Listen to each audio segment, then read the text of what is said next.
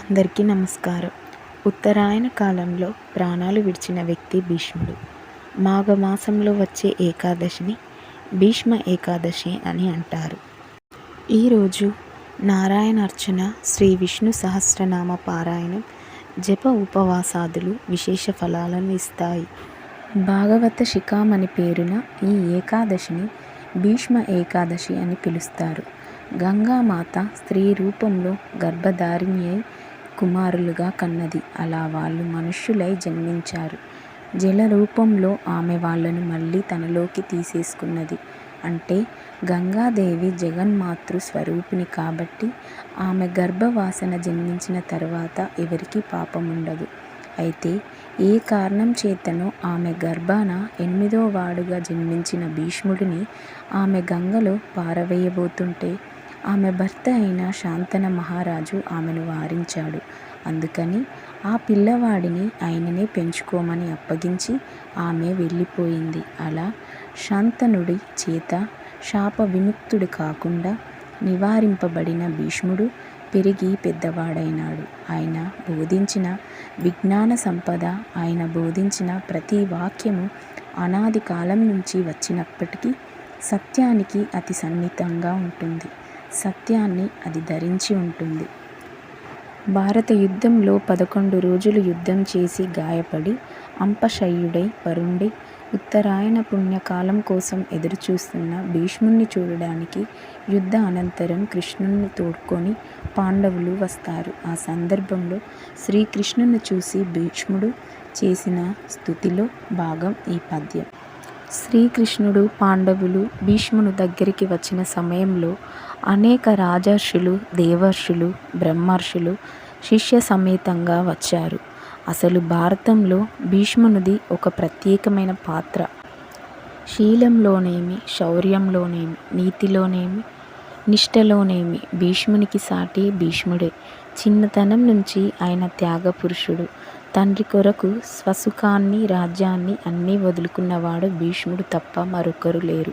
యయతి పుత్రుడైన పురుడు తండ్రి చేత అడగబడి కొంతకాలం పాటు తండ్రి వృద్ధాప్యాన్ని స్వీకరించాడు. కానీ భీష్ముడు తనంతట తానే తండ్రి సుఖం కొరకు తన వారసత్వ హక్కైన రాజ్యాన్ని త్యాగం చేయడమే కాక భవిష్యత్తులో తన మాట తన సంతానం ఉల్లంఘిస్తారేమో అన్న అనుమానం వెలిబుచ్చబడినప్పుడు వివాహాన్నే వద్దనుకున్నాడు. తన తమ్ముళ్ళు చనిపోయిన తరువాత కూడా తన భీషణ ప్రతిజ్ఞకు కారణం అయిన సత్యవతి దేవి స్వయంగా ఆజ్ఞాపించిన తన ప్రతిజ్ఞను భంగం చేయడానికి భీష్ముడు అంగీకరించలేదు. శ్రీకృష్ణుడు కేవలం నరుడు కాడని, ఆయన సాక్షాత్తు పురుషోత్తముడైన శ్రీమన్నారాయణుడని శ్రీకృష్ణుని సమకాలికుల్లో ఎరుకగలిగిన అతి కొద్ది మందుల్లో భీష్ముడు ముఖ్యుడు. తనకు తెలిసిన విజ్ఞానంతా ధర్మరాజునకు బోధించాడు. భారతంలో శాంతి పర్వం, అనుశాసనిక పర్వం భీష్ముని మహావిజ్ఞానికి నిలువెత్తు దర్పణాలు.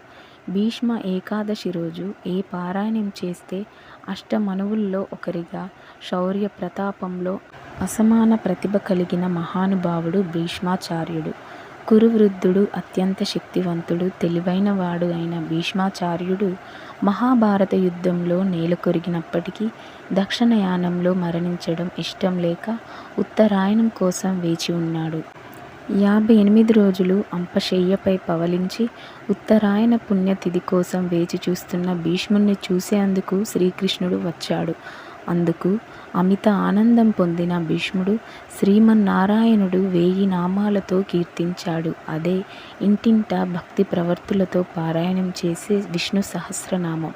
అనంతర కాలంలో రాజ్యపాలన చేయవలసిన ధర్మరాజును ఉద్దేశించి రాజనీతి అంశాలను బోధించాడు. ధర్మరాజు అడిగిన ప్రశ్నలకు భీష్ముడు ఇచ్చిన సమాధానమే విష్ణు సహస్రనామానికి ఉపోద్ఘాతం.